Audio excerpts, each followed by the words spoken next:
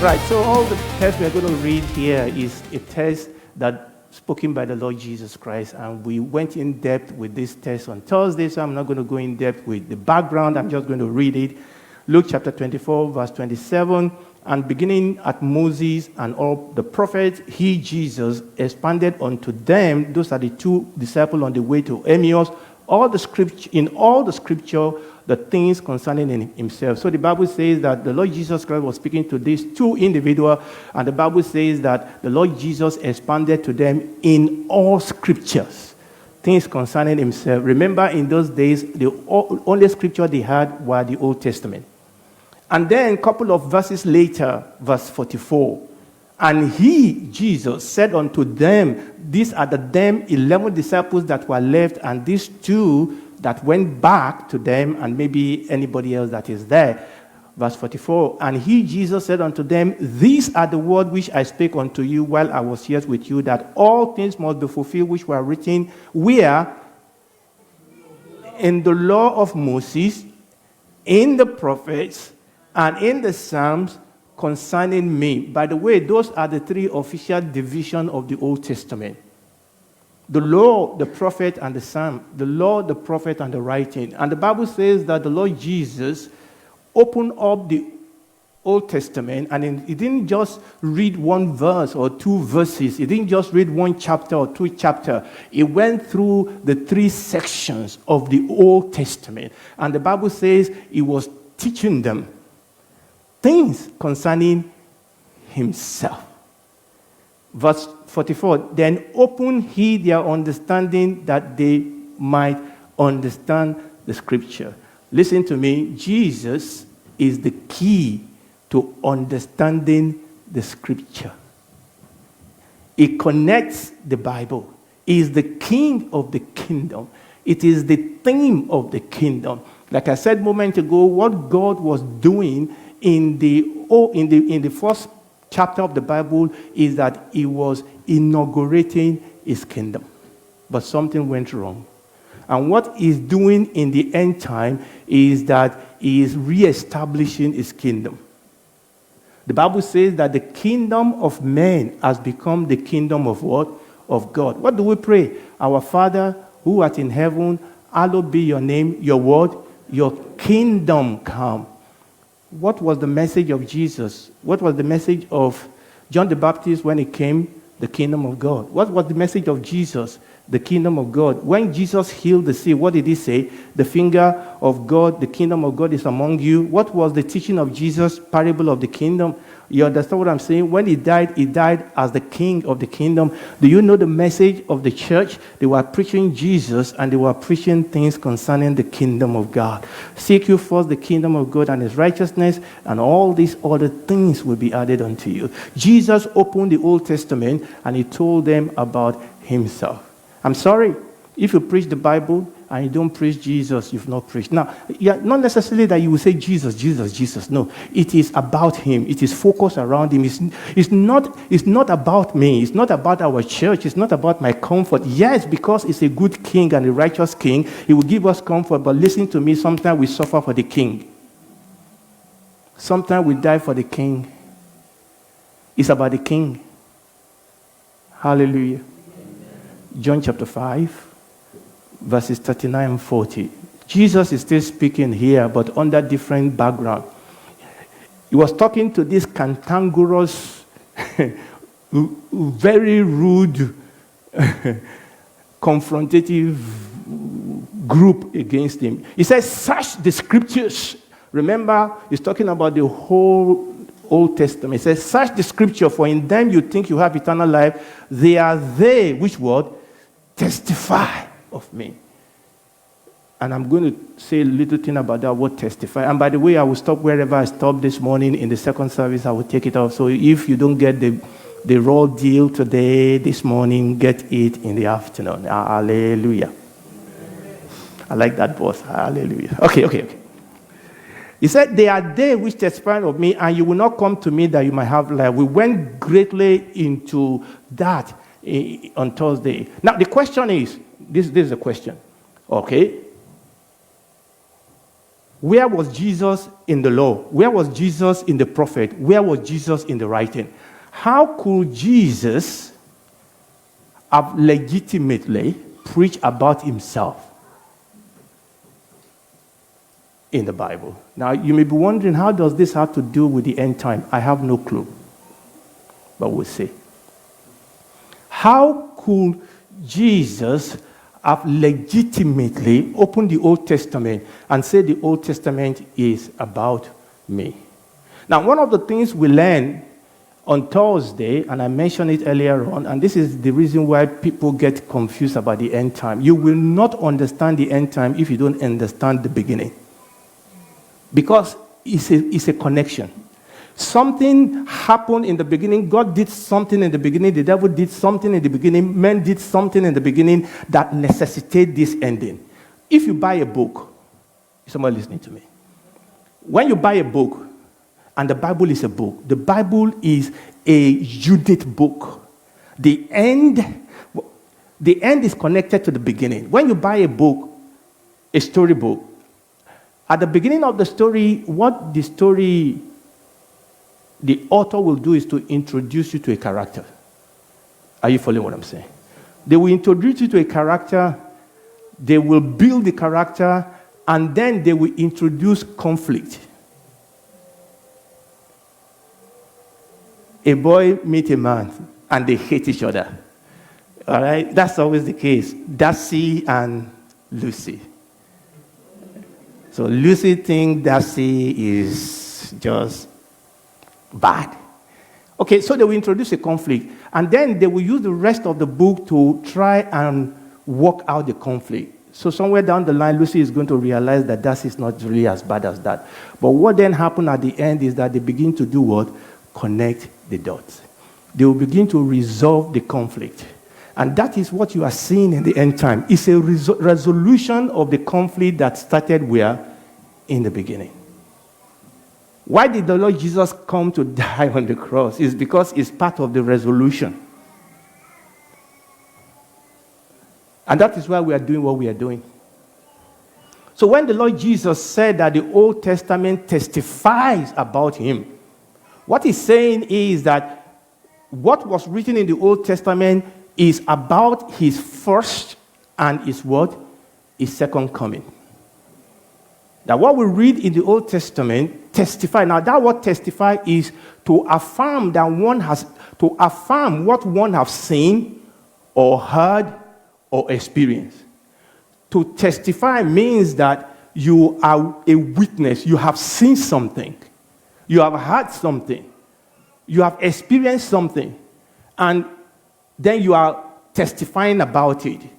So, question. How can Jesus say that the Old Testament testify of him? Do you know the reason why?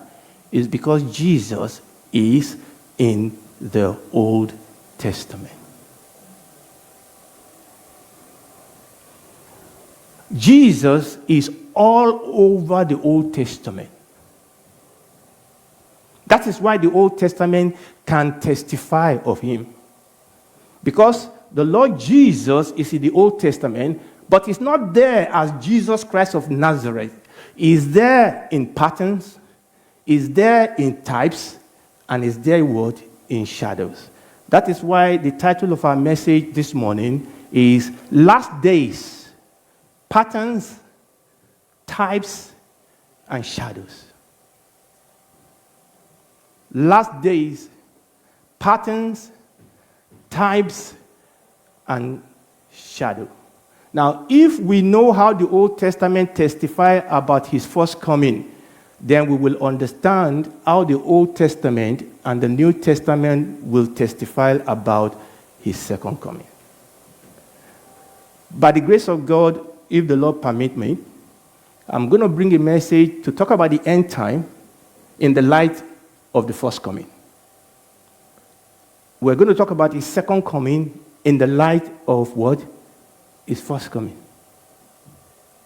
So we are going to look at patterns. We're going to look at types. And we are going to look at shadows. Now, what we need to do is to go back to the beginning. But what I'm going to do now is I'm actually going to still stay in the New Testament, and I want to read a couple of things from the New Testament, and maybe in the second service we'll go to the Old Testament. 1 John chapter 2, verses 17 to 19. I'm going to read from NIV, please. 1 John chapter 2, verses 17 to 19. Now, what I want to do is that I want to call your attention to one or two key principles in prophetic understanding. Remember, in our Sunday school, the first thing we did in the Sunday school is to talk about understanding prophecy. And we learned in the Sunday school that prophecy is not just about talking about the future. Prophecy is actually speaking the mind of God. Like now, I am prophesying. If I am speaking to you the mind of God, in fact, if you are teaching the scripture, you are a prophet. But one big part of speaking the mind of God is that you can speak word into the future. Why? Because God knows the end from the beginning. Is the Alpha and the Omega. Yes, we said that prophecy is not just about saying the future, but speaking about the future is a major part of prophecy. So I want to give you one or two principles in this first service, and then in the second service, we'll move on from there. So, 1 John chapter 2, from verse 17 to verse 19, from NIV. It says, the world and its desire pass away, but whoever does the will of God, that's 1 John 2, from verse 17, the world and its desire pass away, but whoever does the will of God lives forever. Dear children, this is the last hour. As you have heard that the Antichrist is coming, and I believe in the Sunday school today we're probably going to be talking about Antichrist. So we know that the Antichrist is coming, but I want you to see something that he said. He said, even now, many what? Antichrists. Now, there's a problem here. So we know that there is an Antichrist coming. It's going to be one individual bad-ass man. Sorry for using that in church, but it's worse than that. It's evil. This is the devil personified. Okay, let me tell you something about the Antichrist. The Antichrist wants to take on the person of Christ. He wants to play Christ. So oftentimes the Antichrist try to replicate Christ. Just like Christ, the Bible says that Christ is the fullness of the glory of God. The Antichrist is the badness of the wickedness of the devil. Is someone listening to me? That is the Antichrist. I know some of you had migraine there when I used that word. Pastor Yu is always in this way. Why? We thought there's just one Antichrist. Why many Antichrists? There's a principle here. When you think that there's one Antichrist, you are right. You are right in what you say. But you are wrong in what you don't say. There's one Antichrist. But the Bible says what? There are many Antichrists. So there is one, but there are many. There is one Antichrist, but there are many. The one is different from the many. The one is not the many, and the many is not the one, but they are connected. I'm talking about principle of prophetic understanding. Because you need to understand this when you are trying to understand the last day. So there's one, there's many. The one is not the many is not the one, but there's a connection. The one is mysteriously related to the many. So what's happening is that, and I'm going to show you that the Antichrist stole that from the Christ. So what happened is that there are many Antichrists that foreshadow the Antichrist. There are many Antichrists that reveal something to you about the real Antichrist. So this is the reason why, unfortunately, this is what many people don't understand. This is the reason why over Christian history, people will say, oh, this guy is the Antichrist. That guy is the Antichrist. Actually, they are trying to say something, but they are saying it the wrong way. Because they can see that this fellow is actually showing something of the character of the Antichrist. But he is not the Antichrist. But you are right. For example, Herod in the Bible was an Antichrist. Every character in the Bible that persecuted the people of God is what? Is an Antichrist. Now that is not the Antichrist. But you can learn a lot about the Antichrist by looking at this series of Antichrists. Antichrists. I like that. I'm going to make sure I copyright that Antichrist. Oh, God is good. But obviously, I'm not interested in the Antichrist. I'm interested in the Christ. Like I said, the Antichrist is a copycat. But, listen to me, just like you have many Antichrists that tell you something about the Antichrist, the same way, there are characters in the scripture, is someone listening to me, that are types and shadows of the Christ. I'll say that again. There are characters in the scripture that are types and shadow of the Christ. And in the second service, by the grace of God, I'm going to come down to that because that is very, very important for you to be able to understand what is happening in the scripture. But let me give you this, just in case if you don't have the opportunity to listen. This is the reason why some people get the Bible wrong. Why will God ask Abraham to sacrifice Isaac? Because Abraham and Isaac, they are what? Types. Is someone listening to me? And God only do it. Now, each one of these people, they reveal different aspects of the Christ. And God is only going to ask one person to do that. What is the story there? Many people don't understand this. Abraham knew that Isaac was going to be raised from the dead. Just like the father, when he asked his son to go to the cross, he knew that he was going to rise from the dead. Somehow, Abraham was able to plug into what God was doing. And he's not going to ask anybody to do that again because it's been done. So these people, I'm going to show you in the scripture, they are like markers on the way. And the question I'm asking myself is, why did God have to do this? Why did God have to tell us about the end time? Why did God have to tell us about prophecy? Why didn't God just come and wipe everybody away? I mean, why did he have to tell us that the Antichrist is coming, that there is going to be, tribulation and things like that? I mean, my dad just come and wallop you. He just wallop you before he tells you. You can't even ask the guy, what have I done now? Whack! It is here that children ask you, what is the problem?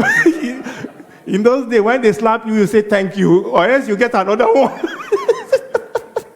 Okay, we don't do that here. So, no, we don't do that here. I'm just telling you what they did in those days. We are not allowed to do that here. Okay. Amen. Listen. Enoch walked with God, and God took him. Why did God take Enoch? Why didn't God take Moses? Why didn't God take Elijah? These are not just a facade action. This is God setting prophetic destiny, prophetic pattern. Prophecy is pattern. When you want to study the end time, look at the destruction in the days of Noah. Look at the destruction in the days of Sodom and Gomorrah, and you will learn something about the end time. Last Thursday, I brought a message titled, Last Days, the what? The big picture. The big picture. And we're saying that you and I, that we will misunderstand the end time if we disconnect it from the start time. There's something that happened at the beginning that necessitated the end. And we gave the analogy this morning of a book. A book is one story. There's the beginning, there's the middle, there's the end. You know, that message we heard, that Bible Sunday school we did where we're talking about ages is so important. We need to understand that God walks in ages. The Bible calls it eon or epochs of time. Okay? You may have asked, and rightly so, that why didn't God just take the devil and throw him into hell? Why? Okay, fine. The devil tricked Adam and Eve. They rebelled against God. So why didn't God just take all of them and throw them into hell? Why? It's because God is righteous. Now, God gives human an epoch of time. All right? You need to understand that when God created Adam and Eve, God have actually decided the end of their stay. Is somebody listening to me? When you go to the book of Acts, so God gave them an epoch of time. It is the time of men, which has become the times of the Gentiles. And the devil knew that God cannot throw him to hell until that time ends. And when you read the Bible, you will see over and over again, the Bible talks in, we call it dispensation. I know the theology people try to argue about some of these things. We don't need to argue about that. God works in epochs. Epochs has a beginning, have a middle, has an end. So on Thursday, we were talking about looking at this end time, looking at it with a big picture. It is important for us to understand that God is consummating what He started in the beginning. In the beginning, God inaugurated His kingdom, and at the end, God is going to what? Consummate the kingdom. And we're talking about the ancient Jewish wedding, aren't we? You see, it is very, very important for you to understand the ancient Jewish wedding. All right? The man and the woman are legally married, but they don't live together. They are one. Just like you and I, we are one with the Lord Jesus Christ, but we don't live with Him. For a whole year or two, the woman is still living in her father's house, even though she is the bride of somebody else. Is somebody listening to me? We are still in this world, but we are not of the world. The woman is in his father's house, but she's no more her father's daughter. She's actually the bride of the groom. And everybody knows that. Okay, I'm not going to go into the detail of that. Maybe if the Lord help us, we will circle back to that. But then, when the man left to go to his own father's house, he has only one job to do. It is to build a house for what? For his wife. You know, people used to say, how can you say Jesus is Lord? That Jesus said that He Himself doesn't know the day or the hour when the end will come. I said, it's because you don't understand. You don't understand what Jesus was saying. When Jesus said that to His audience, they immediately knew what He was saying. Because that is exactly what the groom will say to the bride when he's leaving the bride in his father's house. That is exactly what He was saying. And Jesus was telling these people, I am actually fulfilling the pattern that you actually go through every time you go to marriage. That's what He was doing. So when Jesus told His disciples, look, He said, in this world you will have tribulation, but be of good cheer. I go to my Father to prepare a place for you, that where I am, you may be there also. They knew exactly what He was saying. They knew exactly what He was saying. It's not about Him not knowing. He was telling them, this is what you have been doing every time somebody gets married. And the man will leave the woman and said, I'm going. And by the way, if you've been following the house fellowship, you know what happened when they go there for the engagement. You know what happened? The man paid the bride price. Jesus paid the price for your salvation. And also he signed a covenant with this woman called the ketubah. And in that covenant, he's talking about what he's going to do for this woman. The word of God is your covenant. Our relationship with Him is by covenant. Listen to me. In Genesis chapter 1, it's all about the kingdom. The king, the kingdom, the covenant. I don't know whether I said it here. The king rules from the temple. Now, kings rules from the palace. All right? You go to Buckingham Palace. That is where the king, now we have the king now, not the queen. All right? God's palace is God's temple. Somebody listening to me. All right? And that is what was happening in Genesis chapter 1. Because Eden was a temple. Eden was not just a garden. Yes, it was a garden.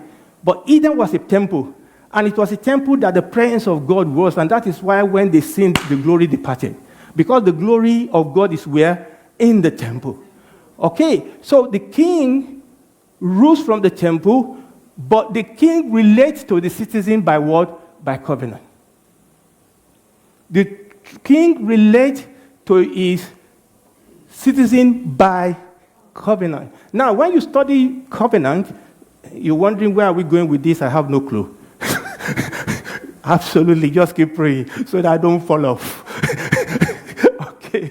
Now, listen to me. When you study covenant, once you start talking about end time, you have to talk about kingdom, because it's all about kingdom. Listen to me. When Moses went to Egypt, it's not about Moses. It's not about Herod. It's about king. It's about the kingdom of God. And why must it be 12 plagues? Why can't it be 13?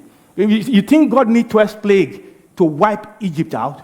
It doesn't. There's a pattern. And that is where we are going today, okay, or where we have already gone this morning. It's because there's a pattern. God didn't need 12 plagues to wipe out Egypt, but there is something that is going on here. God didn't need to create heaven and earth in 7 days. He could create it in milliseconds. What am I saying? In picosecond. He could do that. Listen to me. God didn't need to put Adam to bed to get Eve out of him. God could have created both of them at the same time. Why? It's because there's a pattern. Is someone listening to me? Because that's the title of our message today. Last days, patterns, types, and what? Shadows. Last days, patterns, and shadows. So that is what is going on. And covenant, I was talking about covenant. The king relates to you by covenant. Listen to me. If you don't have a covenant with the king, you have no business with the king. It's just like you cannot just enter into somebody's office and say, I want to see the CEO. They will say, do you have an appointment? If you don't have a covenant with the king, you don't have a business with the king. Let's make it positive. If you have a covenant with the king, you have an access to the king. A woman doesn't need permission, well, unless you are Esther. Unless you are Esther and you are living years ago, all right? I mean, a woman doesn't need a permission to see her husband, or the man has a permission to see his wife, because they have a covenant. And it's the same thing. Our relationship with God is a covenantal relationship, and you will see why that is important today, hopefully. But let me tell you something about covenant. You know, one of the things that always amazes me in the Bible is when God is always saying, I am God, the Lord of your father, who brought you out of Egypt. I'm thinking, why did God have to always say that? How would you wonder? God comes and I am the God of Abraham, I'm the God of Isaac. Why, Lord? We had it. We had it when you said it the first time. No, you don't understand. It's a covenant word. Because when you enter the covenant with somebody, that is what you say. It is repeated in the scripture because God wants you to know that this is a covenant word. I remember, some hyper-faith people came the other time and said, when I marry, I don't want to marry for better, for worse, for sickness or disease. I tell a woman, if a man doesn't want to marry you for better, for worse, run. Or the other way around. He said, look, this is a covenant word. You don't understand. Okay, it's not that you are going to have sickness and disease. That is what you do when you get into covenant. Now, I don't want to go, because we can do covenant here. But let me tell you something about covenant that I was driving to. In a covenant, there is always a senior colleague. That is the nature of the covenant.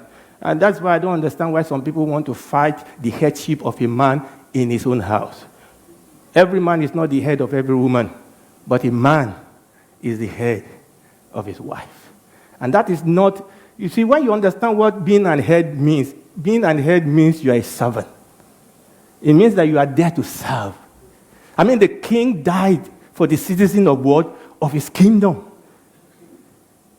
Is someone listening to me? In a covenant, there is always, and that is why God gave the men 6-pack. Well, apart from myself, obviously. That's why God gave the men 6-packs and gave the women, I don't know how many he gave them, but something like that. I mean, it's a travesty for a man to hit a woman. It's a travesty. But it's also a travesty for women to say that whatever a man can do, a woman can do also. No, it's not true. A woman cannot do whatever a man can do. A man cannot do whatever a woman can do. Women can do some things that men can do. Men, I mean, if me, I get belly now, I'll just die. I say, what a woman can do, a man can do also. I'll just poof, the guy is dead. I don't want to be vulgar here. Few days ago, I was in the toilet and it was a bit hard. You know where I'm going. And I said, Chai, what if it is a baby? I have a very good respect for my wife. I always respect her. I thought, wow, this is serious. And this only lasted for a few seconds. I said, oh my God. So in a covenant, there's always a senior colleague, but this is where I'm going to. As a junior colleague in a covenant, you cannot come and negotiate the term of the covenant. You don't. You don't come and say, I want that. You don't. You can take it or you can leave it. You are not forced to enter into the covenant. I see what people are trying to do about marriage, about raising children. We want to cherry pick. We don't want that one. No. You can leave it. But in a covenant, as a junior colleague, you enter the covenant and take what the senior colleague is offering. Obviously, God is a good God. He's a righteous God. And everything it does for what? For our own good. But we cannot go to God and say, God, I like that, I don't like that one. No, it doesn't work that way. And the senior partner in a covenant, we offer what? We offer protection. The junior partner offers loyalty. Now, where is this all going? You see, what happened at the beginning is that human breaks covenant. And when you break covenant, it is terrible. Are you following what I'm saying? They had a covenant with God. You see, you may be wondering, many of the calamity that is befalling the Jews today is because they broke covenant. They consistently break God's covenant. They consistently worship other gods. They consistently poke their finger into God's face. And by the way, like I said on Thursday, the church has not taken the place of Israel. Israel will turn back to their God. So this is what happened at the beginning. So we are talking about types and shadow. Because we read some couple of places in the New Testament, in the first service, where the Lord Jesus actually said that the Old Testament is all about him. I'm not going to go into the detail, go and listen. And we said, how can that be? How can Jesus said he was in the Old Testament? How can that be? I mean, he said, look, it's all about me. Listen to the message. And we said the reason why Jesus said that is because Jesus is in the Old Testament. But he is there in patterns, in types, and what? And in shadows. And what we're doing is then to look at some principle that will help us to understand this. Because this is very, very important. I know I kept coming back to this. You will misunderstand the end time if you don't understand what is going on. Because God has given us pattern. God has given us shadows that tells us about the end time. Somebody called them the shadow of the end. So the Lord Jesus was there in types, in shadows, and in pattern. And then we started looking at some principles that we need to understand so that we can understand this type and shadow. And we talk about the principle of the many and the one. You remember, if you listen to the first service, I cannot go into that now. We look at 1 John chapter 2, where the Bible says, where there is the Antichrist, but there are many Antichrists. And I know we mentioned that in the Sunday school today. It's the principle of the one and the many. In other words, there are types, there are characters that actually point you to the Antichrist, but they are not the Antichrist. Okay, and when you read through the scripture, you will see a whole lot of this character in the scripture that actually tell you about this Antichrist that is going to come. But we said that actually the devil is just a copycat. He's trying to copy the Christ because there are the scripture, and I'm going to take you there very soon. In the scripture, you will see that there are types and shadows that point towards the Christ. And they don't just point toward the Christ in the sense of just the person of Christ. They point toward the Christ with respect to his first and the second coming. And this is where this tie up to what? To the end time. The end time has been patterned in the Bible. When you read the story, oh, hallelujah. When God sent the flood to destroy the days of Noah, do you know what was happening then? When Adam and Eve fell in the Garden of Eden, all right, the trajectory of human went down from there. Okay? Wickedness and evil and darkness went on and on and on and on and on and on. Then we came to Genesis chapter 6. If you've been following me on my channel, I'm just about there. We came to Genesis chapter 6. And the Bible told us something that is very weird. The Bible says that what? The sons of God saw what? The daughters of men. Saw that they were beautiful. And then they took many of them for wives. And they gave back to children. And these are the what? Nephilim. And the Bible actually connected the birth of this Nephilim. By the way, Nephilim is a plural, not Nephilims. Sometimes I still call him Nephilims. Nephilim is a plural. The Bible actually connects the Nephilim to the quick disintegration that brought the judgment of God. And we're having the same thing today. Now, we don't have physical Nephilim, but we have the spirit of the Nephilim. The spirit of the Nephilim is the spirit of the Antichrist. The Bible says that God said all the intention and the thought of the heart of men were constantly evil. And God said, I'm going to destroy these people. And listen to me, this world is coming to the same place. The type of things that people are talking about,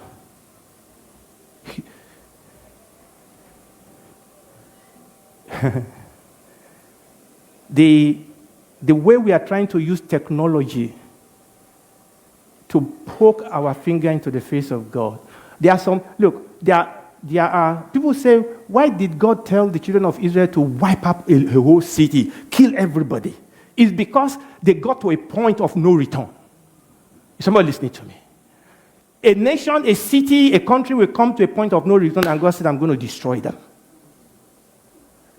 I don't know what the point is. I don't know where the line is. But when the world comes to that line, God will rise up.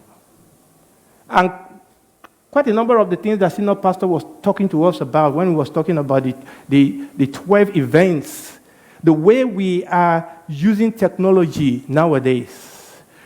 Now, people are saying that they want to conquer death. We are now coming to a point where we are not using AI, we are fusing. You understand? We are not talking about using AI to enhance our capacity. We are not talking about logging into ChatGPT. We are talking about we don't know. RoboCop. How many of us have watched RoboCop before? Okay, we are talking about fusing. We are talking about fusing human with AI, with machine, and creating superhuman, and that is the spirit of the Nephilim. And that is happening today. And that was where they got to in the time of Noah when God said, enough. I'm going to destroy these people. Remember, we're talking about pattern. So that is what you see. But what about Sodom and Gomorrah? What was their problem? Sexual perversion. Sexual perversion.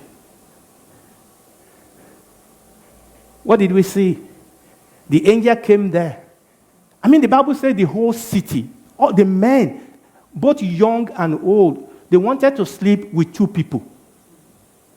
And the Bible says that when the angels struck them blind, they still will not what? They still will not stop. What type of humans are these? Aren't we seeing the same thing in our world today? I can go on and on and on and on and on and on. I mean, the things that people would do a couple of years ago and we say they are crazy, now they are being celebrated. Not only are they being celebrated, we are being demonized. When you stand for truth, this world is standing on its head. Listen to me, this world scares me. Not in the sense of I'm afraid. You know, I think about our leaders. You know, those days they used to lie behind closed doors, but now they look into the camera and they will lie at you. And there's nothing you can do about it because they control the narratives. They will destroy you, literally, if you call them out. You think this will go on forever? You don't know how many of our brothers are being killed just for being Christians. It's the spirit of the Nephilim. It's the spirit of the Antichrist. We want to take him out. Do you know that in many, many countries, Christians are considered, and I'm talking about Western countries, in this country, you are considered to be worse than a terrorist. No, they won't say it. That is the world in which we live.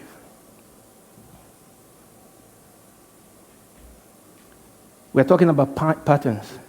So we're talking about the one and the many. And in the first service, I ended by saying, look, many people misunderstand the Old Testament. Oh, why did God allow Abraham to kill Isaac? You know, no. Look, listen. God called individual out, and they have to reveal one pattern of the Christ. God only need one Abraham to try to sacrifice one Isaac. God only need one Moses to divide the Red Sea. Because these are what? Patterns.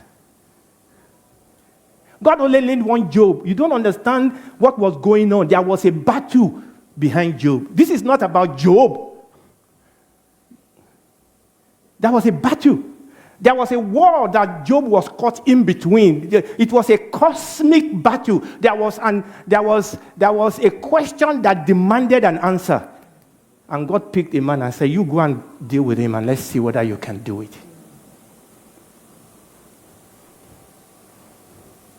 And one of the teasers I ended with was Enoch. Why did God take Enoch? Oh, Enoch walked with God and it was was no more because before this he had this testimony that he pleased God. Was it only Enoch that pleased God? Why didn't God take David? Why didn't God take Moses, the meekest man? It's just because God only need one Enoch. Because there's something that's taken away. There's something that's taken away. See, listen to me. The Old Testament, the things you see in the Old Testament is like God is drawing a picture. And Abraham came and he colored that. And Moses came and he colored that. But the question I'm asking myself is, but God, why did you have to do that? That is where I'm going. If I get there, you better start praying.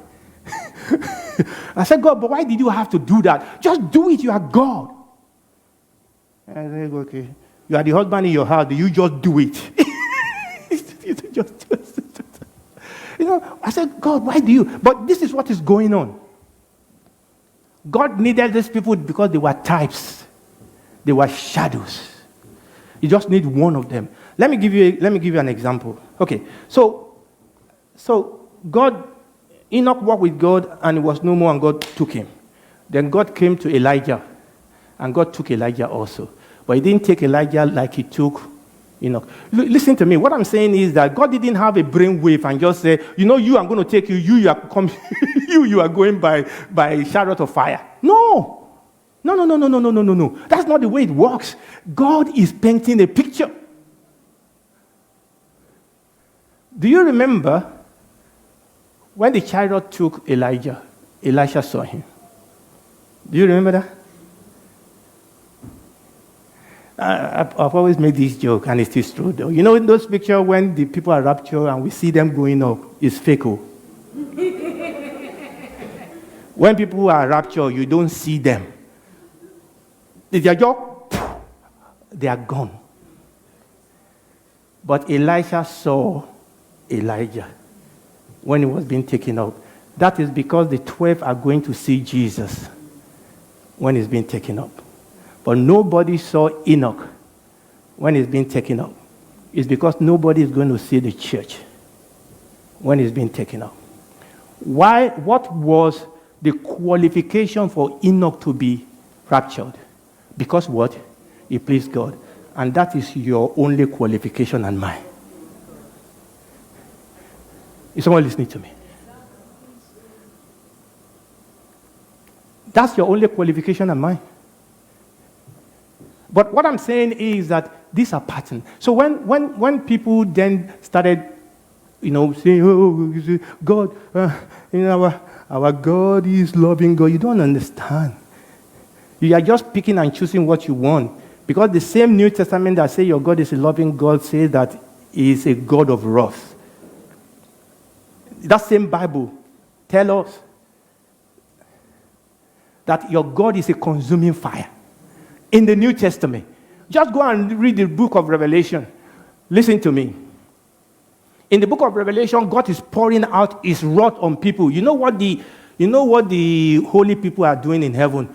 Amen. Praise the Lord. Give it to them, God. Give them after God. Those are the righteous people in heaven. What happened in the end time is that God is going to make all things new again. And we give this example, it bear repeating, of a woman that is giving birth. It's a baby. It's a precious life that is going to come out, but that life is going to come out of chaos. God told, Jesus told Nicodemus to be born again. He said, "You must be joking. How can I go back into my mother's house? The contraction will kill me." But the baby came out of contraction, and the Bible likened the end time to contraction. And that is what you see, all these confusion and things that is going on in the world today. So that was the principle. That was the principle that we were looking at of the one and the many. But there's another principle I want to talk about.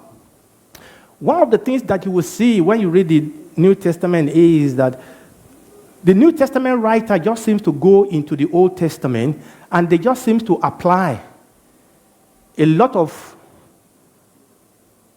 verses and events in the Old Testament, just apply to Jesus.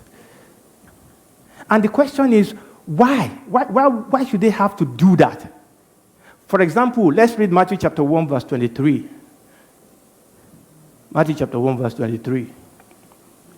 This is a very common scripture. It said, "Behold, a virgin shall be with child, and shall bring forth a son, and they shall call his name Emmanuel," which being interpreted is what? God with us. Now, that is a prophecy from Isaiah chapter 7, verse 14. But do you understand that prophecy was actually fulfilled in the time of Isaiah? That actually the word there, virgin, does not necessarily mean that somebody that has never known a man before. The word virgin there just simply means a woman that is of marriageable age. Yeah, she can be a virgin. But when that prophecy was given to King Ahaz of Judah, I don't have time to go into the detail of what happened there. It was because there was a situation in the land. There was war in the land. So Isaiah gave the king this prophecy, and that prophecy was fulfilled. But when we come to the New Testament, Matthew actually used it and said this is what was happening to Jesus. That this scripture is about Jesus. And I want you to see a principle here. Actually, I wanted to title this message, "Last Days, the Man and the Cookies." But I thought, you know what? People may not understand. Let me give you the story of the cookies. I don't know whether you've heard this. I think it was J. John that made it popular. J. John is a pastor. All right.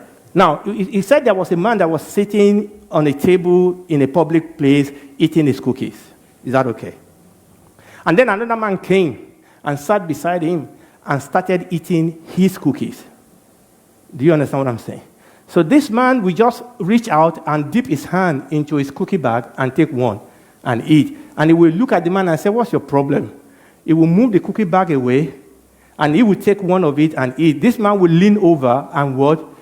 And take another one. And he said, "What type of human being is this?" Finally, there was just one cookie left in the bag. This man leaned over and take the last cookie, break it into two, and gave him one. Now he's had enough. And he was going to blow off. So this other gentleman left. And he was fuming and said, "What type of human being is this?" As he was fuming, he turned around and noticed that the bag of his own cookies was on the seat. So he was actually eating the man's cookies. So what I'm saying is this. The cookie didn't belong to Isaiah. The cookie didn't belong to Moses. The cookie belongs to Jesus. Now, what I'm doing here is actually like what we've done. So it's not that Matthew is going to Isaiah to borrow things for Jesus. It is that Isaiah borrowed it. Is somebody listening to me? It's just that somebody came to borrow your thing and you went to take it back. And that is what was happening there. So when you study the Bible and when you study the end time, I want you to be aware of these shadows, of these types. They are all over the scripture, and I'm just going to round up now. I want to end and say, but why did God speak in prophecy? God speaks in prophecy because God is God, because he knows the end from the beginning. But God speaks in prophecy because God is in a relationship. Because God is, you see, listen to me, prophecy is God's communicating. Prophecy is God talking to you and I and say, this is what I'm doing. This is how it's going to end. So that you and I can what? Can agree with him. That is what prophecy is. The last days events are historical consequences of human choices down history within divine framework that prophecy provides. So prophecy is telling us, it's saying, look, my children, this is what I'm doing. The Christ is coming. This is what is going to. God is sharing his understanding with us so that we can come in line, so that we can know what God is doing, so that we can agree with him. And when we agree with him, we will experience his blessing. Tonight, I'm going to be going into some bit of details with respect to the topic that we've been dealing with. And also because I have so much I need to deal with, which I'm very sure I'm not going to finish anyway, but we need to get as much of them together tonight as we can. Because I'm going to do that, I've written a lot in my notes, so you will see me referring to my note a lot. Not that that is any bad, but it's just because I want to be sure that I manage my time very well tonight. Is that okay? All right. So again, pardon me that we are going to be doing a lot of extended teaching tonight. Amen. So we are going to start by reading from the book of Daniel, Daniel chapter 9. By the way, the altar has been moved aside, because there is necessity for that tonight. Is that okay? All right. Daniel chapter 9, and that's just because I'll be using the screen a lot tonight, and I need the full screen to do what we're going to do tonight. Daniel chapter 9, I'm going to read from verse 20 to 21, and I'm going to be reading from the NIV, and you will see the reason as we go on why I needed not to read from King James this verse. So we're reading Daniel chapter 9, verses 20 to 27. While I was speaking, this is Daniel talking, said, while I was speaking and praying, confessing my sin and the sin of my people Israel, and making my request to the Lord my God for his holy hill. While I was still in prayer, Gabriel, the man I had seen in the earlier vision came to me in swift flight about the time of the evening sacrifice. So we have a situation here where Daniel was praying, and then Gabriel, one of the archangel, appeared to Daniel. Okay, that is where we are, verse 22. And then Gabriel instructed Daniel and said to him, Daniel, I have now come to give you insight and what? Understanding. All right. Now the story here was the fact that, and we are going to move into this a little bit more, Daniel understood by the book that the 70 years that they needed to spend in exile was almost over. Are you following me? And Daniel started praying. Okay? And then Gabriel came and said what? He said, I have come to give you insight and what? Understanding. We all need insight and understanding. It is not enough to just understand the English or the dictation or things like that. God needs to give us insight and understanding. Verse 23. He said, as soon as you began to pray, a word went out which I have come to tell you, for you are highly esteemed. Therefore consider the word and understand the vision. Now verse 24 is actually where we are going. Verse 24. So let's review this again. Daniel was praying. Gabriel came to give him insight and to give him answer to his prayer. Okay. Why was Daniel praying? Daniel understood by the book because Jeremiah already told them that they were going to spend 70 years in exile. And Daniel understood that 70 years is almost over. And Daniel needed understanding. Daniel needed instruction and direction as to what is going to happen next. Then the angel came and said, I need to tell you something. I need to give you an expanded understanding of what is going on. Verse 24, please. I want you to look at verse 24 very, very well. The angel told Daniel, he said, 77s. Say 77s, please. Again, please. Because that 77s is going to be very important tonight. If you are reading King James Version says 70 weeks. Unfortunately, King James Version using 70 weeks confused the issue. Because this is the original translation, it is 70 what? Sevens. 70 sevens. Obviously, because there are 7 days in a week, King James translated it 70 weeks. Now, in the scripture, there are 7s of days, there are 7s of weeks, and there are 7s of what? Years. Someone listening to me. All right? So, oftentimes, the Jews will not tell you which 7 they are talking about, but you look into the context to try and understand which 7 are we talking about. Now, I'm not going to take time to go into this, but when you realize the background of what you are talking here, it's not talking about 7 of weeks, it's talking about 7s of what? Of years. Because that is the context. Daniel was praying because he thought the 70 years was over. And Gabriel came and said, no, it's not 70 years, it's what? 70 times 7 years. It just remind me of when Peter went to the Lord Jesus and said, how many times will my brother, offend me and I forgive him? He said, 7 times? Is it 70? He said, no, 70 times what? Times 7. So here was Daniel thinking, cool, it's almost 70 years. We are going back. And he said, wait a minute. It's not 70 years. There's something, there's a timeline. And he said, 70 times 7. Let's go now. He said, 77s are what? Are decreed for your people. Remember that the angels told, when Daniel was praying in verse 20, he said, he was confessing his sin, the sin of my people, and making request to the Lord, my God, for my holy hill. He was praying about his nation. Daniel was seeking instruction and direction concerning his people. And Gabriel came and said, I want to tell you something. I want to give you a revelation. Now, We are not going to be able to get into this. When you read the book of Daniel is very instrumental for you understanding the end time.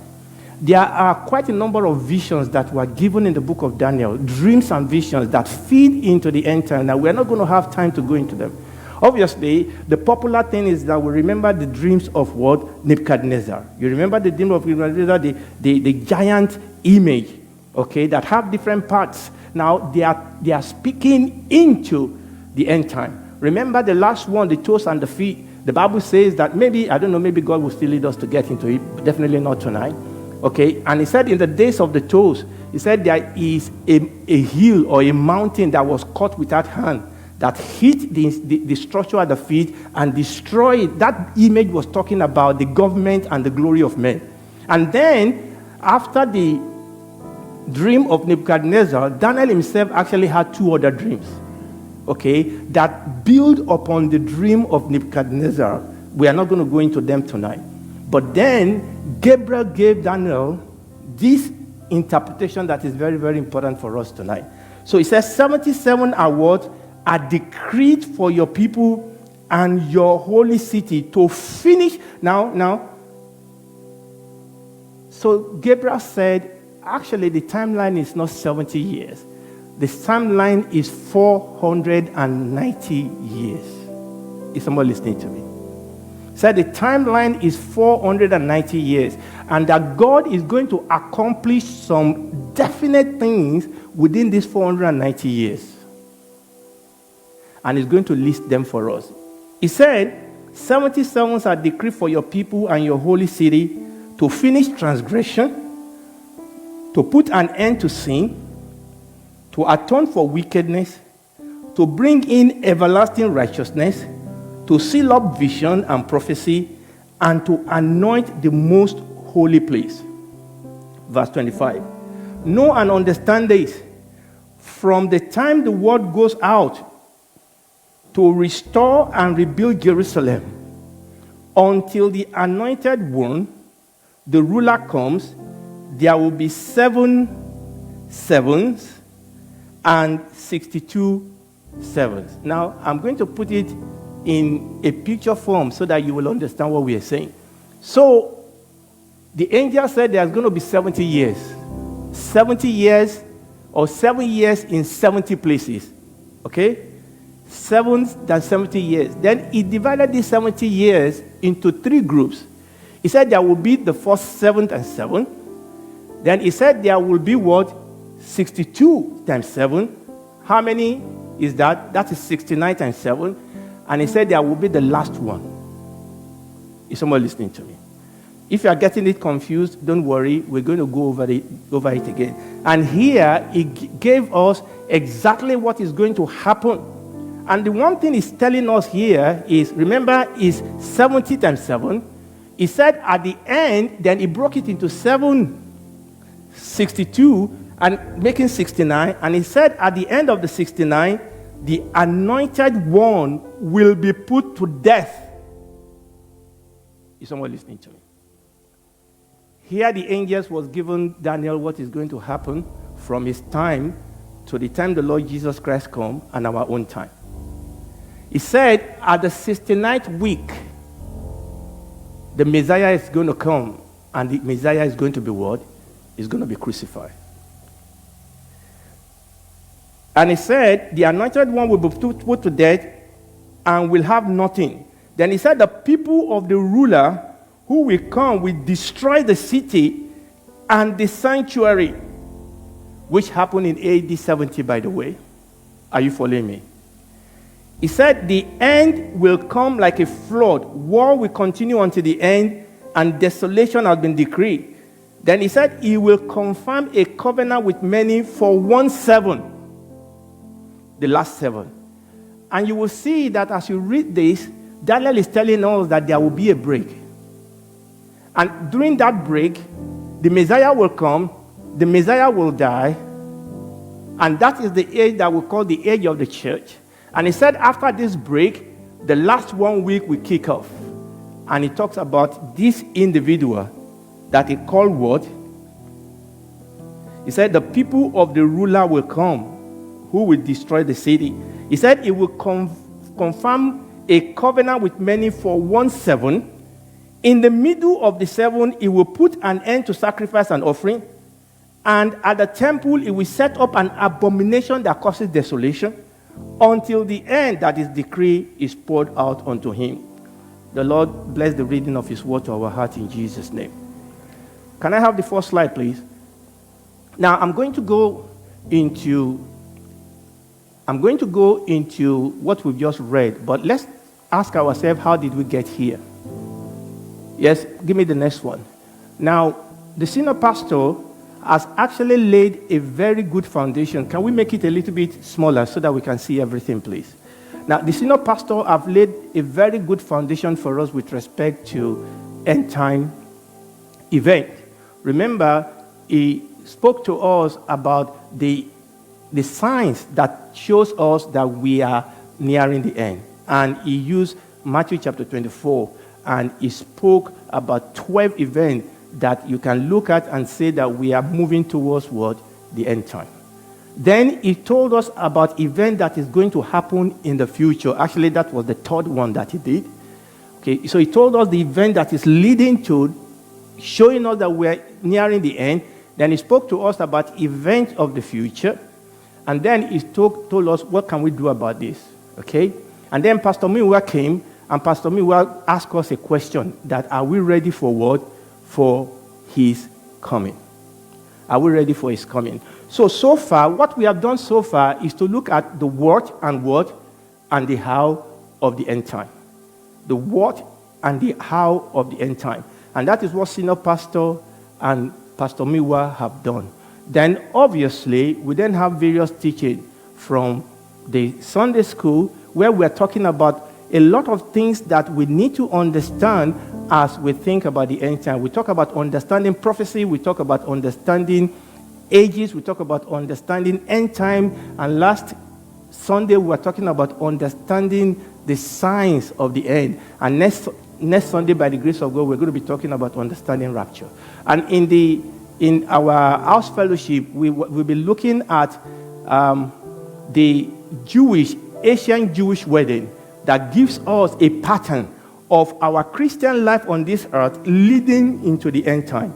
And I want to believe that you've been part of that.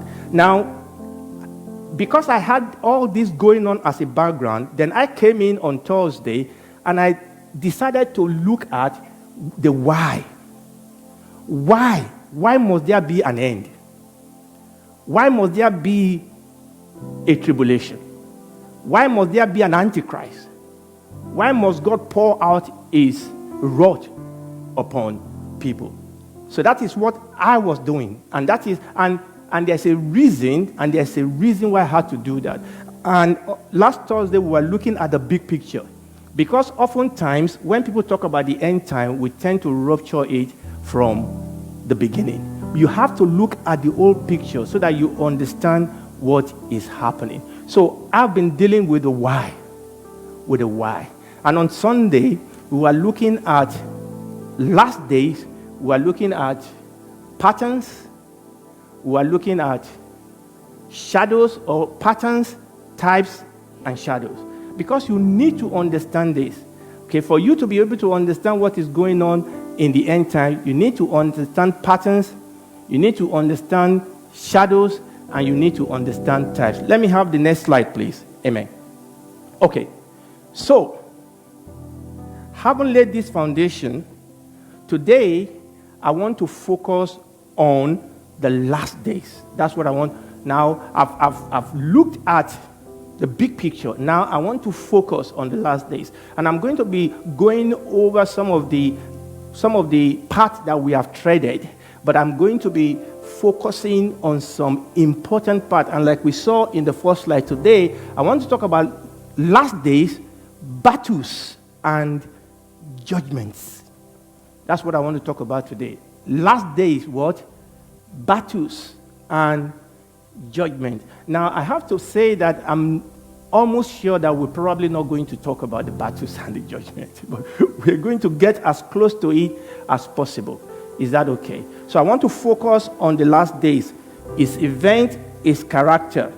But again, please, as we focus on the last day, understand that we have to think about the last day against the background of the big picture that we have painted. Is that okay? And that is very, very important. Now, the question I want to ask myself is, what is God doing in the last days? And this is what God is doing in the last days. In the last days, God is consummating his plan. God is the king. What God is doing in the last days is consummating his plan and his purpose. God actually started something in the book of Genesis, that something went wrong. So what we see at the end is that God is bringing everything back. God is consummating what he started. You can put it this way, that in the last days, God is cleaning the house out. God is getting rid of the drought. God is getting rid of the sin. God is getting rid of everything that have defiled his creation. God is getting rid of everything that is wicked, that is dead in this, because God wants to put an end to this age, and he wants to start a new beginning. And that the Lord Jesus Christ actually started that when he came on the cross. God is now able to do this because the Lord Jesus came to make a way for that to be done. Is somebody listening to me? He died on the cross. The Bible says that if the God of this world have known, they would not have crucified what? The Lord of glory. Actually, once the Lord Jesus Christ died on the cross, the end of his age is already assured. Is someone listening to me? No, it kind of remind me when I'm thinking, what is God doing? What is God doing? It reminded me of what happened when the Lord Jesus went into the Jewish temple. Let's read John chapter 2. We want to read some. Remember, the question we are asking ourselves now is, what is God doing in this end time? We are going to read John chapter 2, and we are going to read verses 13 to 17. John chapter 2, verses 13 to 17. What is God doing? This is the story, at least one of the stories, when the Lord Jesus went into the temple to clear it out. John chapter 2 from verse 13. And the Jews' Passover was at hand, and Jesus went up to Jerusalem and found in the temple those that sold oxen and and sheep and doves and the changers of money sitting. Verse 15. The Bible says, and when he has made. Now, remember, one of the things I've been very, very careful to talk about is that when we talk about creation, Garden of Eden was not just a garden, it was a temple. Here, the Lord Jesus came into the temple, and they've turned the temple into a den of thieves. See what he did. The Bible says that he made. Now, that word made is very, very important, because in the original word, it means to make a thing out of something. In other words, the Bible says that the Lord Jesus made a whip, a scourge. The scourge was not just there. He made it. Is someone listening to me? It took time to create this whip that he was going to judge them with. The Bible says he made a whip, a scourge. He made it. And what you are going to see in the last day is that God is going to pour out his wrath. He has made it. God is going to use natural disaster. He's going to use government, human government, but he's going to fulfill his purpose. Here, the Bible says that the Lord Jesus made a scourge of a small cord, and what did he do? He drove them out of where? Of the temple. And that word drove is very, very important. That word drove is a strong word. That word drove means to banish. That word drove means to expel. It was a forceful word. It was not just saying, go out. It was pushing and kicking them and driving them out. And that is what is going to happen in the end of the days. Remember what we read in Daniel. I'm going to go back to that in a second. Just give me time. The Bible says that he drove them out. Where did he drive them out from? From the temple. Listen to me, this world belongs to God. And God is going to take it back. Is someone listening to me? And he's going to drive out everything that sells. He's going to drive out anything that is wicked and evil out of this. And he's going to make this thing new again. He's going to create a new heaven and what? And a new earth.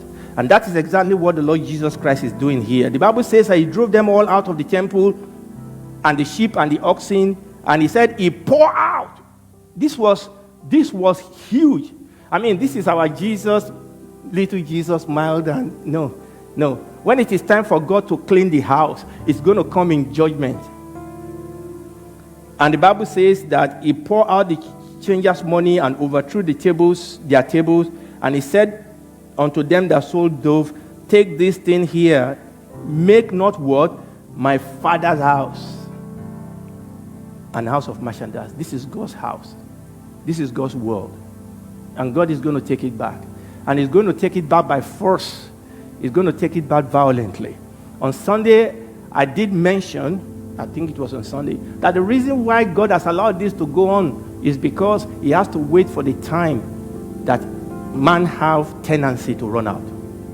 Is someone listening to me? He has to wait for that because God has to be just, even in judgment. He said, get out of this place. Make not my Father's house a house of merchandise. And the disciple remembered that it was written, the zeal of thy house has eaten me. And this is exactly what God is doing in the end time. And when you read Ezekiel chapter 43, which I'm not going to read, actually let's read it. Because Ezekiel chapter 43 then tells us the result of this. Ezekiel chapter 43, verses 7 and 8. Ezekiel chapter 43, verses 7 and 8. And he said unto me, Son of man, the place of my throne and the place of the sole of my feet, where I will dwell in the midst of the children of Israel forever, and my holy name, shall the house of Israel no more what? Defile. So what God is doing in the end time is getting rid of all the defilement. Because in that new heaven and the new earth, there will be no sin. There will be no wickedness. There will be no death. There will be no darkness. And this is the way God created it in the first place. That is why in those days, those people lived forever. There was no sickness. There was no death. God did not create human to die. Their body had to learn to die. They lived hundreds and hundreds and hundreds of years before they learned how to die. This is what God is looking for. Okay? And when you read down, he said, let's read Ezekiel chapter 44, verse 9. Ezekiel chapter 44, verse 9. This is the goal. Ezekiel chapter 44, verse 9. Thus saith the Lord, no stranger uncircumcised in heart, nor uncircumcised in flesh shall enter into my sanctuary of any stranger that is among the children of Israel. This is where God is going. This is what God is doing. God is restoring. God is renewing. God is remaking.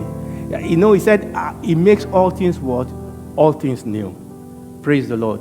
God is not refurbishing. No. God is starting anew. And the only people that will go out of the system, out of this old creation into the new creation, are only those people that have been made new by the blood of Jesus. Is someone listening to me? Because you cannot put new wine into an old wineskin. Amen. So let's give us our slide again. So what is God doing again? God is restoring. God is remaking. God is consummating what He started in the past. Give me the last slide, please. Now, we said God is remaking. We said God is going to pour out His judgment. We said God is consummating, but how is God doing it? And this is where we talk about the end time, right? So, what is God doing in the last days? God is doing something with the church. God is doing something with what? With Israel. And God is doing something with the world. Obviously, when we talk about the world, we're talking about the world that is being ruled by wickedness, by evil. Okay? So, I want you to understand this. So when we talk about the signs of the end of the time, when we talk about end time, you have to understand what is God doing in the end time. What is God doing with respect to the church? We're going to talk about that. What is God doing with respect to Israel? We're going to talk about that. What is God doing with respect to the world? The world, the Bible says that, the Bible called the devil the god of this world. The Bible says that the whole world lies in wickedness. Let's talk a little bit about the world. Let's talk a little bit about the world. The world today is so the world today is so in your face. You know, there are so many things that people used to do behind the back doors that our leaders will not tell us, but today they will tell you to your face. The evil, the darkness, the wickedness, you're sitting down here and you are thinking, what is going on here? We are living in a world that is poking its finger in the face of God. We are living in a world now that is asking, who is your God? You remember the three Hebrew children, because before Nebuchadnezzar was humble, he said, who is your God? You remember when Moses went to Egypt and asked Pharaoh, he said, who is that God? And it's the same thing that we are living in a world now that is insisting that there is no God. But not just insisting that there is no God, that is saying we are what? We are God. Now, I don't know whether we'll get to this on Sunday. I still don't know how this is going to work out. Today, it is being called transhumanism. We are living in a world now where we are saying that we are gods. We are not even saying that we are not saying that we ignore him or we reject him or we don't think there is a God, but we are saying what? We are God. That is the world that we are living in. And we are living in a world that we are not only saying that we are God, we are living in a world that have decided that we are going to persecute God's people. And let me let you know that Israel is God's people. Is someone listening to me? So, this world, controlled by Satan, is against God and is against what? God's people. And that is what is happening in this soup of end time that is going on. Obviously, Israel, as it stands, Israel of today, they've gone away from God. You need to understand that. But God has not given up on Israel because the Bible says that they are going to come back again. All right, so understand that as we talk about the end time, this is what is going to happen. Is that okay? So that, and quite a number of the things that senior pastor said about the times of the end, you will see, you will ask yourself, which one is related to the world, which one is related to the church, which one is related to Israel. Now, give me the next slide, please. So we are going to go back to the last days now. Let's go back. Now, remember we read the book of Daniel just now. And we read this Daniel's 70 weeks. And this is the picture of what we've just read. Daniel told us about these 70 weeks. Remember, we said it's not really weeks, it's 70s of 7. And he broke them into 3. So this vision of Daniel is normally called the spine of Bible prophecy. Because if you want to know the outline of the end time, this is it. And by the way, again, like we did last week, I will drop this on our different platform so that we can have it. All right? So you will see that Gabriel divided them into, so he talked about the first 7 weeks. Then he talked about the next 62 weeks. Press the next one for me, please. Press 1.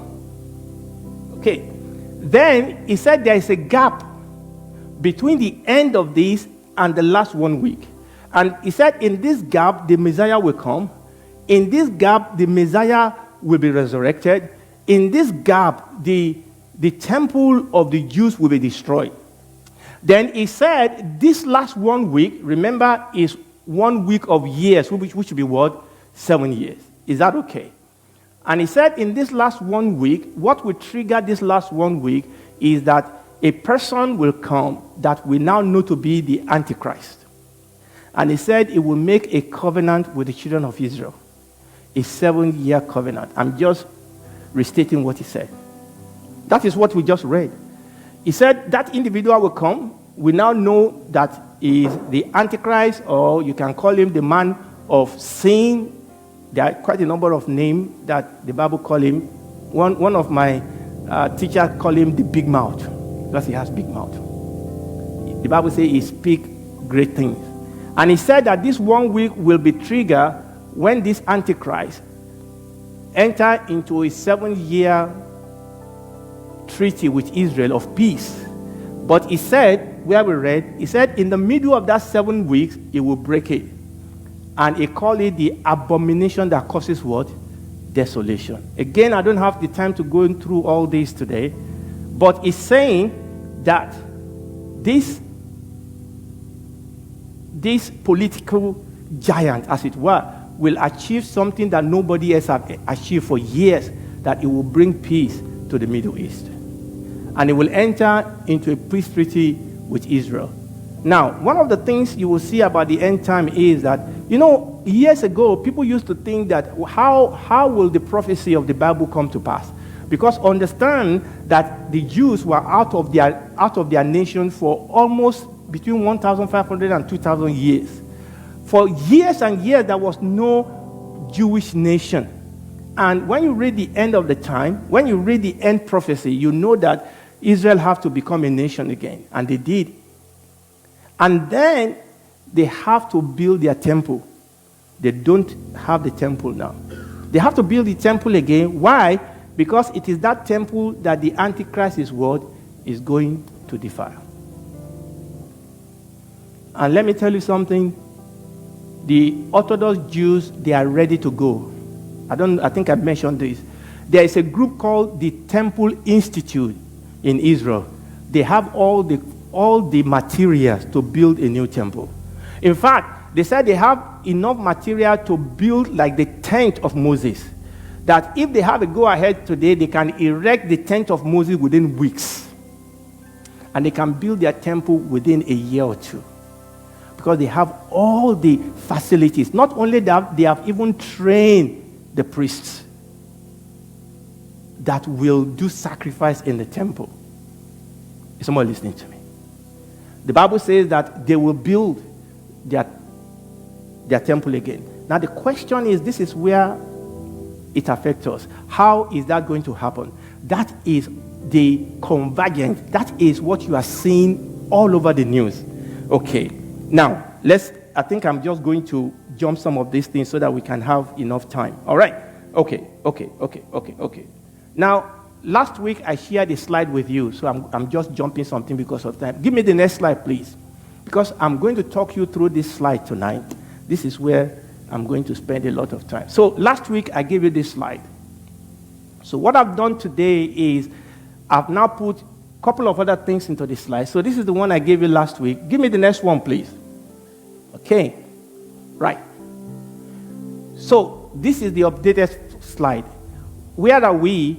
We are talking about Daniel's word, 70 weeks. You remember that last 1 week of Daniel that we're talking about? That is this one. Give me the next one, please. Just press the next one. We're going to come back to this. Now, you see the white one that I put? Just ignore the other one for now. This is the timeline. Okay? So, this 7 years is that last week that Daniel told us about. Remember, what we kick off this last 7 years, the Antichrist will do what? Will enter into a treaty with the children of Israel. Is that okay? What will happen in the middle? The Antichrist will defile the temple, what the Bible calls the abomination that causes desolation. All right? That is what is going to happen. And even though we call these 7 years the Great Tribulation, actually, there will be tribulation all through, but actually the real terrible tribulation will happen in the last 3.5 years. Is someone listening to me? Now, so that is the Daniel 7 weeks, how it overlaps this. Now, this is very, very important. When you look, let's go back. Go back a slide so that we can take off this white one, please. Go back, just a slide, so that the white one will, thank you. Now, when you look at these pictures, on the screen, one of the things you will notice is how many battles do you see on the screen? How many? 3 battles. Remember, our topic today is last days what? Battles and judgments. Right. So, in this slide, we have 3 battles. 1 battle there, 2nd battle there, 3rd battle there. Somebody listening to me. Okay. Now, let me talk about the first and the last battle. The first battle is called the Battle of Gog and Magog. It's called Gog and Magog War. But the last battle is also called what? Gog and Magog War. So people tend to confuse both of them. They are different wars. Is somebody listening to me? But it's just kind of like when you say World War I, World War II. So if a war reach a certain, coverage, you call it what? World War. All right? So this last war will be in the picture of this first war. So both of them are called Gog and Magog War. But don't misunderstand them. Don't confuse them. Because when you read, so again, you will get all this. You can see the scripture there, which I'm not going to be reading. If you read those scriptures, you will see that the players are different, the location are different, the background are different, the context are different. All right? Okay. So here, this is a war that God is going to come and fight. Here, which I'm going to talk about, this is a war that people fight against the children of Israel. Is someone listening to me? All right? And this war is the war that will end this age after the 10 millennial reign of Christ. That war will end everything, and then the new heaven and the new earth will start. But that is different from this war. Listen to me. Everything that is happening on the international level, and I'm hoping that I'll be able to talk to you about some of them. Some of the things that is happening in the international level in the Middle East, the war between Russia and Ukraine, the degeneration that is taking place in the Western world, the plan of the globalists, what is taking place in America, all those things are gearing towards this war. Is someone listening to me? Okay? But before we go there, so let me talk you through this. So we are here. This is where we are. All right? We are here. Okay? And Israel is fighting wars, and Russia is fighting war, and my brother Trump is causing trouble, and I like that guy, I'll tell you. All right? So all sorts of things. China and India and Pakistan and France is on fire. And believe me, London is on fire too. This religious group are taking over all sorts of things that are happening. And where is this world going? Where is this world going? They are coming to this war. I'll tell you a little bit about that war.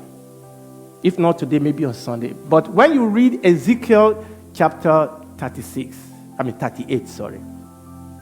Ezekiel chapter 38 is actually what tells you about that war. And it tells you about the war with great details. Is someone listening to me? With great details. Essentially, what Ezekiel is saying is that an alliance of nations led by a world power called Gog of the land of Magog will come against the children of Israel. Is someone listening to me? All right. And we'll see how that is actually shaping up now. That a world power called Gog of Magog, and an alliance of nations, and most of those alliances of nations will come from the Middle East. Someone listening to me. And they will come against the children of Israel. And they will almost destroy them. And the Bible says that when they do that, when they come against the children of Israel, 2 things. America will not help Israel. Number 2, Britain will not help Israel. Now, America and Britain will not be involved against Israel. And they will be doing what politicians do, politicians do, they will be talking, but they won't help Israel. But the Bible says that God will help Israel. There will be actually the element will rise up, earthquake and all sorts of things will rise up and destroy that army.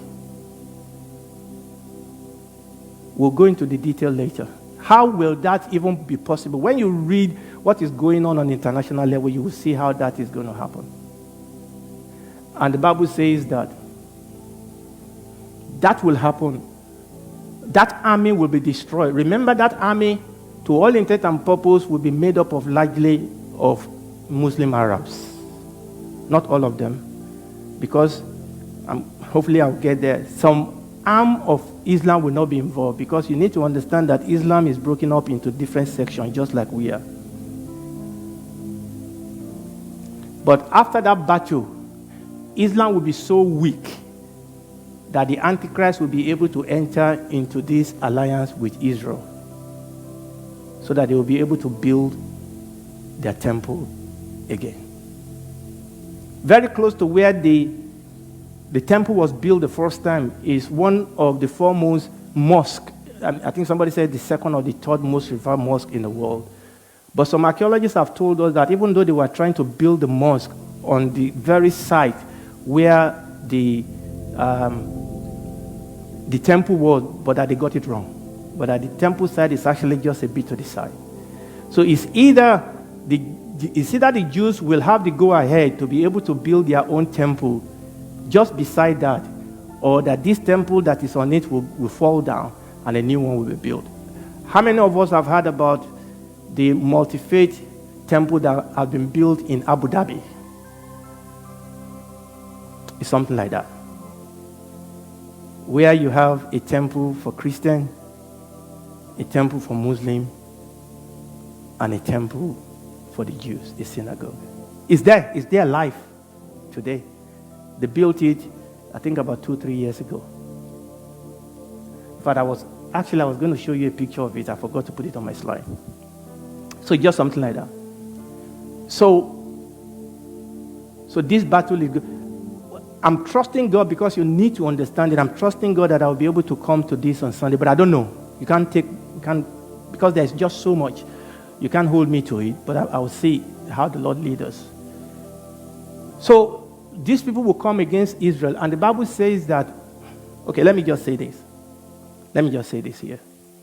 All right. Most Bible, now, this is where people are not totally agreed about the detail, but most Bible teacher, most Bible end-time teacher, including myself, believe that the Gog of the land of Magog will be Russia. Now, remember, I didn't say Putin. Somebody listening to me. I believe it will be Russia. I believe that it is clear enough.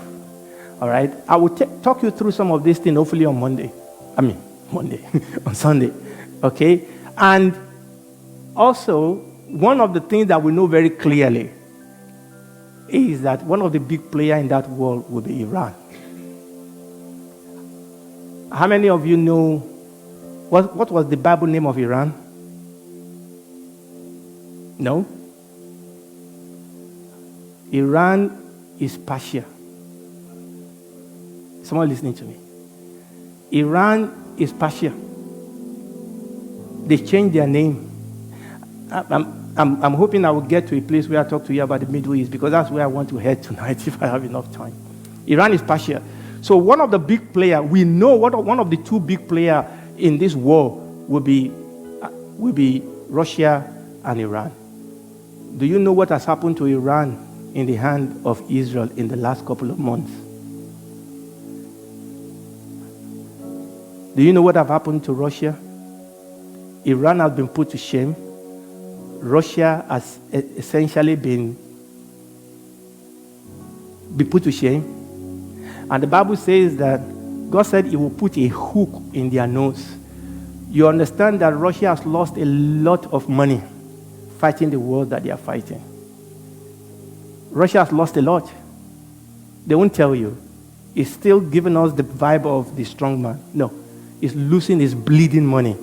It's bleeding soldiers. What about Iran? Iran has lost faith. And a lot of mineral resources have been found in the land of Israel. The Bible says that will be the hook that will drag them. I'm not going to go into much detail. The groundwork is being laid. We don't know whether it's going to be next week, next year, 2 years, 5 years.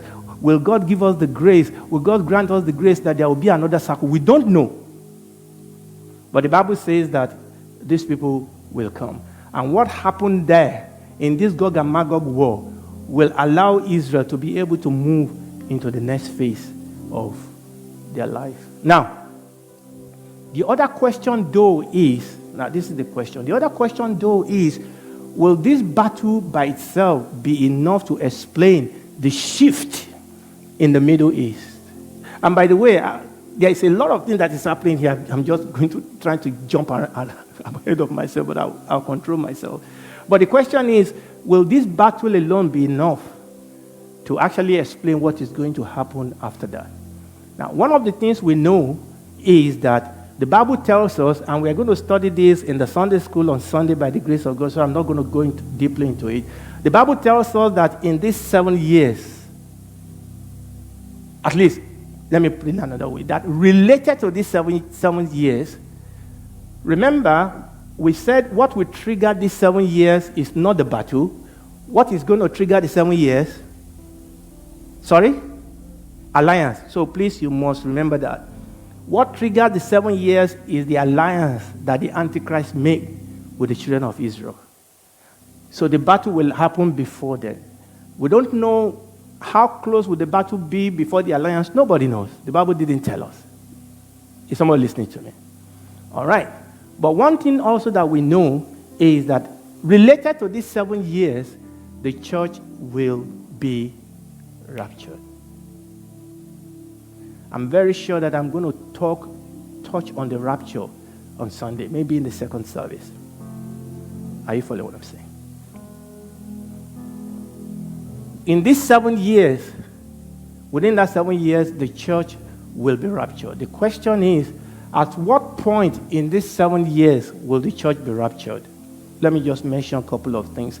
Now, there are a couple of different schools of thought as to when the church will be raptured. But we know it will be related to these 7 years. All right? So there are some people that say, you know what? The church will be raptured before these 7 years begin. And we call them pre-trib. In other words, the church will be raptured before the 7-year tribulation starts. What do we call them? Pre-trib. Okay. Another group says, no, not really. That the church will be raptured in what? In the middle. What do we call those one? Mid-trib. You see? Very, very easy to do. So if this one is pre-trib, this one is mid-trib. Another school of thought says, no. The church will actually be raptured at the end. What do we call them? Post-trib. You see? You're a good student. Or we are good students. All right? So pre-trib, mid-trib, post-trib. The most important thing is that there will be a trib. Okay? That's the most important thing, that there will be a trib. All right? Whether it is pre or middle or post, there will be a trib. But there's another group that says, you know what? The church will not be raptured just before the middle. And we call them pre-wrath. Why do we call them pre-wrath? Because it's the last 3.5 years that God is going to pour out his word, his wrath. So the pre-wrath says that the rapture will happen before the middle. All right. Now, personally, and Senior Pastor mentioned this also, personally, I've studied the scripture. Personally, I lean towards the pre-trib. That is my understanding of the scripture, that the church will be raptured before the beginning of the 7 years. Having said that, and this is very, very important, I'm not dogmatic about it. Having said that, there is one verse in the scripture that I could not explain with my understanding of pre-trib. And that verse is in the book of Thessalonians. So I believe that if the church is not raptured before the 7 years, that the church will be raptured before the middle. Those are the two that I subscribe to. I really cannot say in the scripture does not support post-trib. The scripture definitely does not support mid-trib also. So those are the two that I can support from the scripture. As far as I can see, I believe that the church will be raptured before the beginning of the 7 years. But yes, I'm open to the fact that the church because that verse in the book of Thessalonians tends to suggest that the church will still be here when the Antichrist is revealed. I still think the weight of the evidence is on the side of what? Of pre-trib. But the most important thing is the Lord Jesus Christ is going to come. And the Bible says that it's going to come like what? Like a thief in the night. And I believe that is where the pre-trib comes in. Because look, if it's going to happen here, you know it's going to come very soon, within 2-3 years. So you can start preparing and things like that. So I cannot believe that. But again, I'm not dogmatic about this. The Bible, like Pastor Muiwa told us when he was teaching us, the Bible says that we just have to be ready. It's interesting that the Bible uses the picture, the illustration of a thief for rapture. But again, like I said, we'll probably talk about this a little bit more on Sunday by the grace of God. So that is going to happen. But please, the most important thing, remember what I said. My question is why? Why is Jesus coming to take the church? Why is the rapture? This is where we go back to what we have been studying in the Sunday school, in the house fellowship. Some people say, the pre-rap people used to complain about the pre-trib people and say, oh, they just want to fly away. Oh, they don't want to suffer. Say, stop it, all right? That's ridiculous, all right? Remember what we study about marriage in our house fellowship. Jesus is the groom. Just like, for those of you that have been following, just like the groom in ancient Jewish wedding will go and abduct his wife. All right? That is what rapture is all about. The groom has come for his bride. Is someone listening to me? And that is the same word they use in ancient Jewish wedding. You don't beyawo, you abduct her. You snatched her. That is the word. And that is exactly what the Lord Jesus Christ has come to do, to take his bride. Where are they going? They are going where? No, sorry. They are going where? To the marriage supper of the Lamb. I don't have the time to take you through this. I have a very wonderful time with a wonderful sister yesterday in our house fellowship talking through the wedding. You see, when the groom abducts the woman and take her home, are you following what I'm saying? And they go for the wedding proper. The woman will go into the bride chamber, and she will be in the bride chamber for 7 days. Only the husband will see her for that 7 days. And that is a picture of what is going on here. And that's one of the reasons why I believe that the church will go off before these 7 years. Okay? Definitely the Bible says that we are not for us. The church will not be here. And it's very, very clear the church will definitely not be here in the last 3.5 years. That is very clear. When Jesus abducts his wife, we are going to spend time with him. And the Bible says that we will be at the marriage supper of the Lamb. And only those people that have the right garment. You remember those parable of the man that gate crashed? And say, who are you? Okay, that is a parable. You won't get, there is no gate crash. Okay? You can't gate crash. But the parable is to teach us a lesson. That only the people that have the right attire, that have made Jesus Christ as their Lord and Savior, that is your only entrance. That is your only ticket to be part of this. And I'm trusting that all of us here and those people hearing me online, that you have made your peace with God. Because that is the only entrance. Not your religion, not your good works, is Jesus Christ your Lord and Savior. Is somebody listening? So we go to the marriage supper of the Lamb. But something else is going to happen. Remember, we said our title today is Battles and what? And Judgment. The bride, each one of us will stand at the what? At the bema of Christ, the judgment seat of Christ. No, when we stand at the judgment seat of Christ, we are not standing to be judged whether we are saved or not, because all of us will be saved. The bema is actually what the bema in those days, when you go for athletes meet, okay, people running, and the bema is where the umpire stand to give gift to the winner. That's the bema. That is the place of reward. This is the place where we say you came first, you came second, you came third. Listen to me. We are all going to be in heaven, but we are not all going to have the same reward. In fact, the Bible says that some people will make heaven by the skin of their teeth.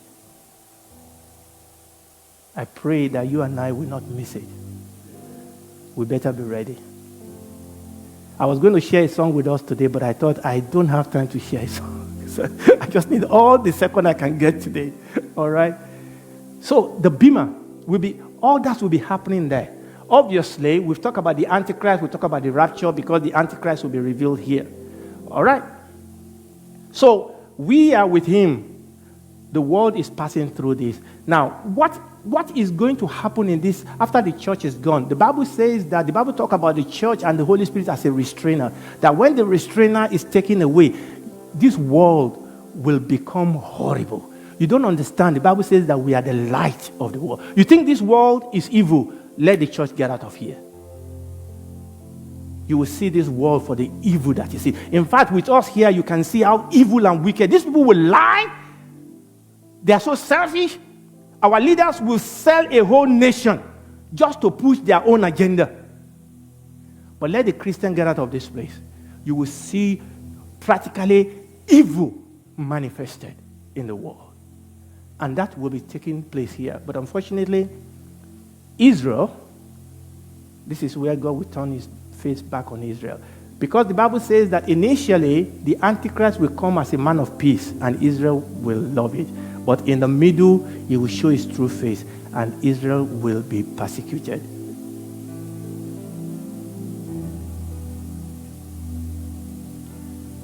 During the Holocaust, one in 3 Jews were killed. But the Bible says that during the Great Tribulation, 2 in 3 of the Jews will be killed. The Bible calls it Jacob's. I'm trying to look for the name now. It's like Jacob's horror. That's not the word. The word just escaped me. They will be persecuted. But you know what the Bible says?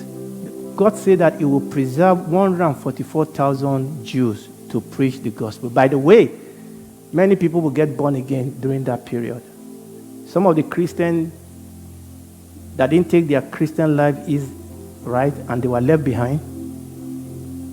There will be Christians in those days. Some people will get born again, but it will be tough. It will be between their life and their faith. There's a lot of things the Bible tells us about the Antichrist. I'm not going to go there. The sign of the Antichrist, how the Antichrist is going to use technology. Senior pastor told us about that. It will come to a point that you cannot buy or sell without the mark of the Antichrist. Obviously, the Christian knows better than that. They know that if I take this mark, I'm gone. So they will give their life for their own salvation. So many people will still get born again. And then there will be those 144,000. No, the 144,000 are not Jehovah's Witnesses, sorry. They are not Jehovah's Witnesses. They are Jews that are going to be evangelizing during that period. And the Bible also told us about 2 prophets that are going to minister in those particular periods. So there will be a whole lot of things happening here. But finally,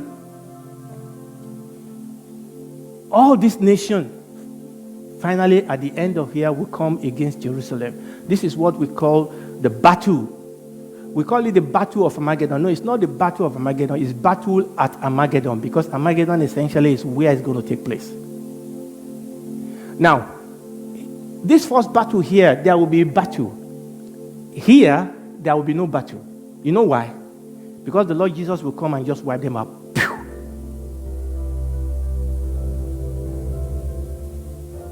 He will just wipe them off completely. The Bible says, when you read there, the Bible says it will be a great multitude of people that will come against the land of Israel. Listen to me. Jerusalem and Israel is God's land. God has chosen that place. God got into covenant with them, and God is going to reclaim that nation. The Lord Jesus Christ is going to come and reign for 1,000 years from Jerusalem.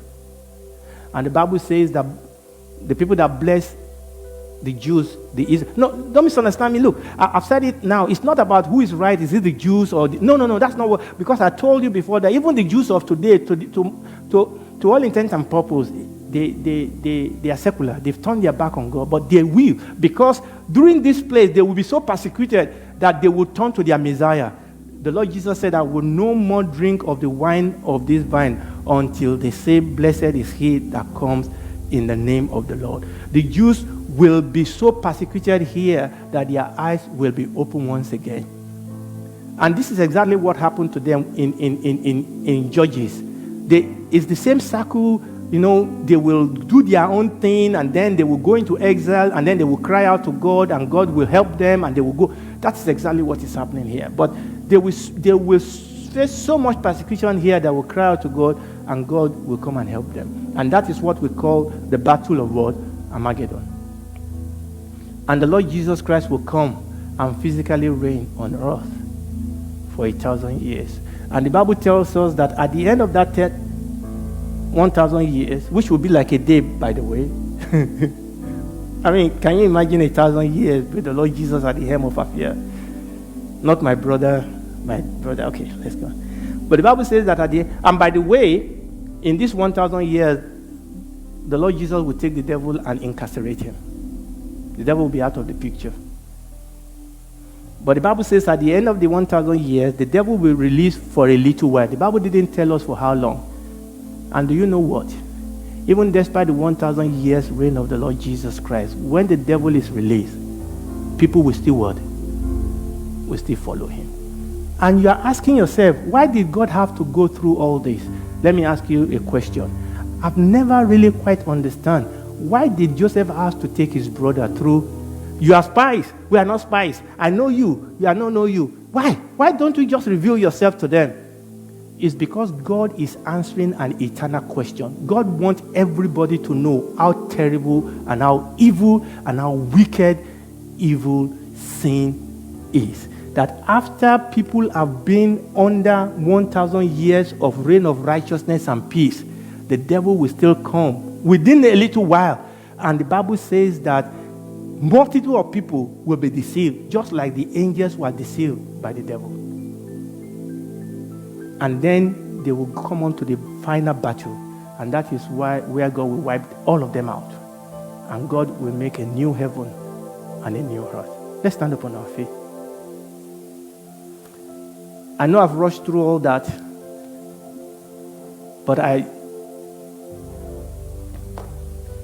thought we will go through this. Oh, by the way, I didn't mention that. The great white throne judgment.